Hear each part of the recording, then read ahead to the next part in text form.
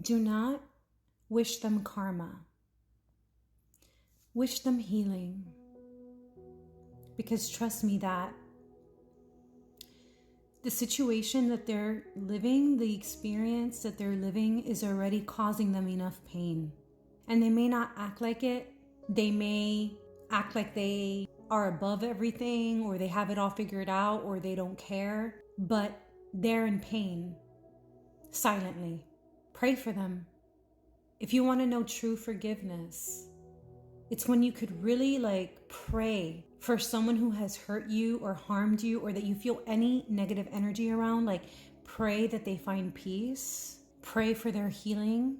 Pray for their freedom, for their liberation, to be free from the patterns and the chains that are keeping them entrapped within themselves. And as you do that, you love them. The best thing that you could do is to wish them healing. Because whatever you give to someone else, you're always giving to yourself. Because in the absolute highest truth, there's only one. This is all energy cut up into these seemingly different forms, but we're all God's creation. All of us.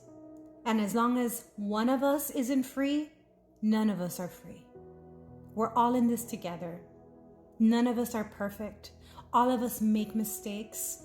All of us struggle with something. All of us are doing the best that we can, believe it or not, given our programming, given our experiences, given our trauma, given our parents. All of us are doing the best that we can, and some of us cope in different ways.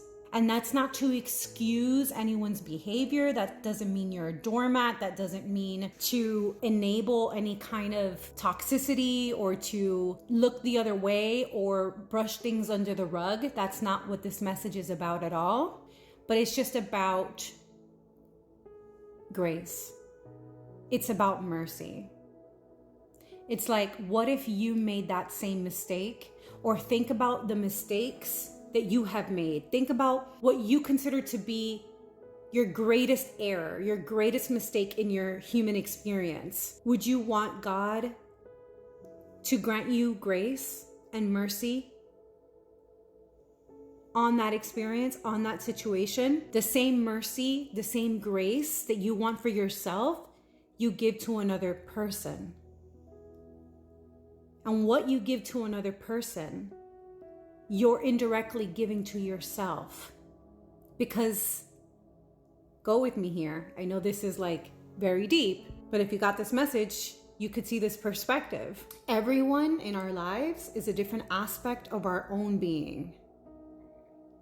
Even if they're parts of us, the parts that we judge the most about other people, whether they're arrogant, whether they're critical, whether they're gossips, whatever it is, the parts that we most judge about others are aspects of our own shadow, of our own most repressed self.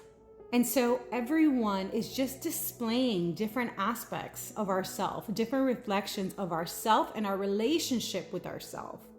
Yes, sometimes behavior needs to be called out, needs to be corrected, but also having grace, having compassion, having mercy. And yes, sometimes you need to separate yourself from others, including family members. And that's actually for the highest good, because what is the highest good for you is the highest good for all concerned. The most loving thing to do sometimes is to completely cut off communication, whether this be a relationship, a friendship, whatever it is. But even then, you don't wish for them to learn their lesson the hard way. You don't wish karma upon them. You don't do that. You just say, thank you for the lesson. Thank you for what you taught me. Thank you for what you taught me about love, about friendship, about relationships, about myself. I am grateful to you for what you taught me.